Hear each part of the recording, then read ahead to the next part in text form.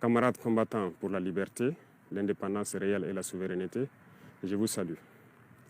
C'est avec immense plaisir et un sentiment de reconnaissance envers vous, mes compatriotes, que je prends la parole aujourd'hui, la veille de la fête nationale de notre chère patrie.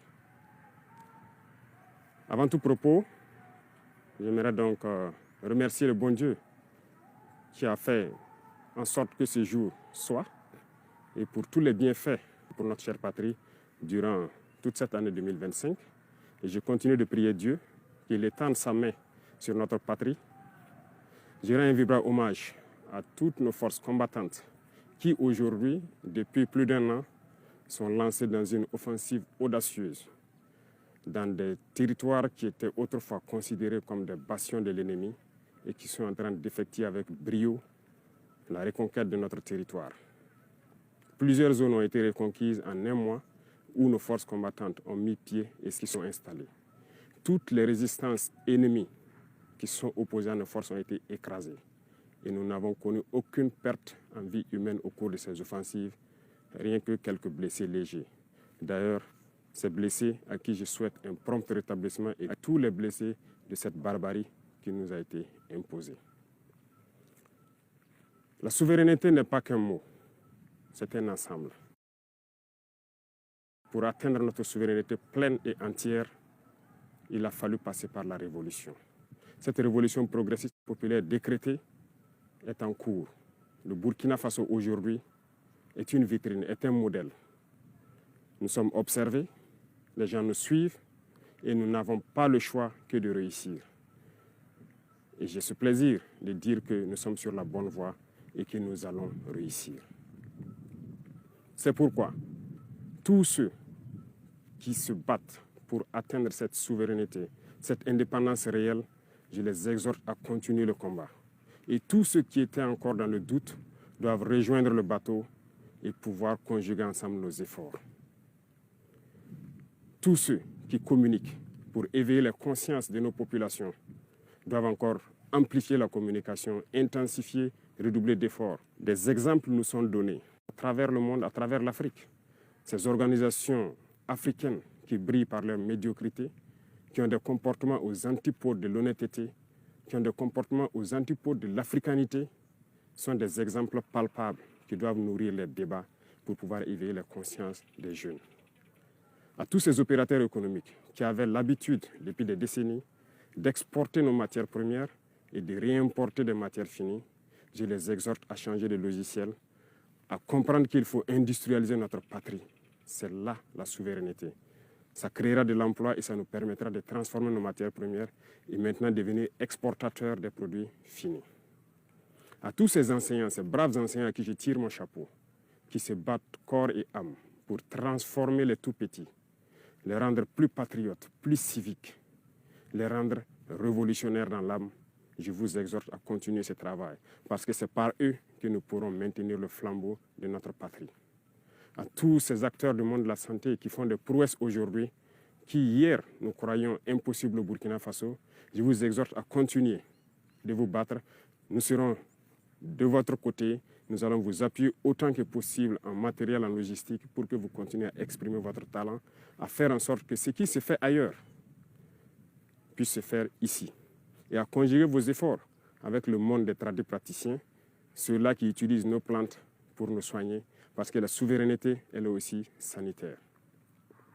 À tous ces acteurs du monde agricole qui ont compris le sens de notre combat, qui accompagnent dans l'offensive agropastorale, nous vous rassurons que nous ne ménagerons aucun effort pour que vous puissiez continuer à donner le meilleur de vous-même, pour que cette souveraineté alimentaire que nous souhaitons tant puisse être une réalité et pour toujours. Quiconque parle de souveraineté ne peut pas tendre la main pour continuer à demander à manger.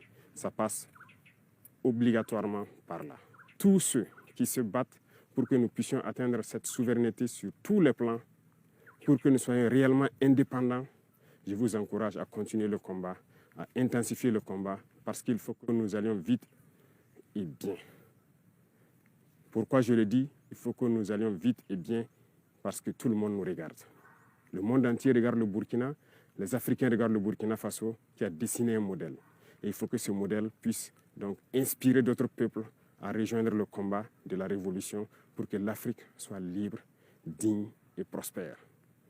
La majorité écrasante des peuples qui nous soutiennent prie pour que nous réussissions. Nous les remercions et nous leur disons de continuer à nous soutenir parce que ce combat que nous menons, ce n'est pas uniquement pour le Burkina Faso, c'est pour tous les peuples noirs.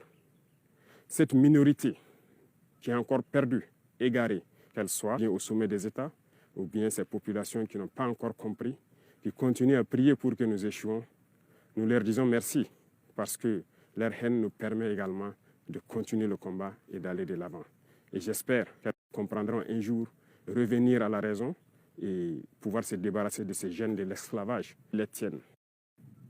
Le combat contre l'impérialisme, le néocolonialisme et toutes ces manifestations se mènent tous les jours que Dieu fera.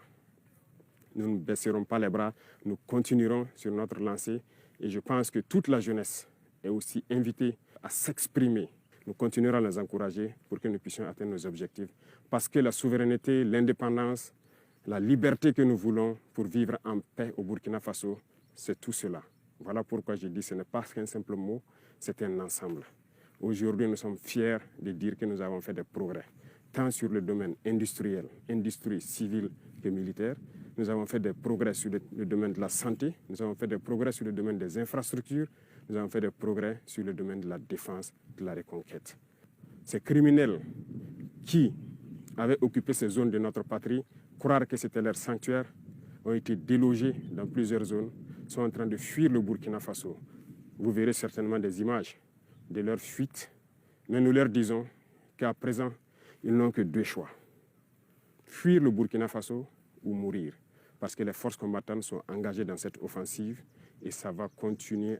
Nous allons poursuivre jusqu'aux limites de nos frontières et sécuriser le Burkina Faso pour que le Burkina Faso vive en paix, se développe, soit prospère, soit un modèle qui inspire les autres nations. Je vous souhaite une très bonne fête d'indépendance dans la sobriété, bien sûr, que ce soit une occasion de réflexion, de pouvoir discuter, d'échanger, de communier pour réfléchir à l'avenir de notre chère patrie et pour que le Burkina Faso soit un modèle. Je répète, le Burkina Faso doit être un modèle pour inspirer d'autres peuples. Vive le Burkina Faso, vive le pays des hommes intègres. Très bonne fête nationale à tout le monde. Je vous remercie. La patrie ou la mort, nous vaincrons.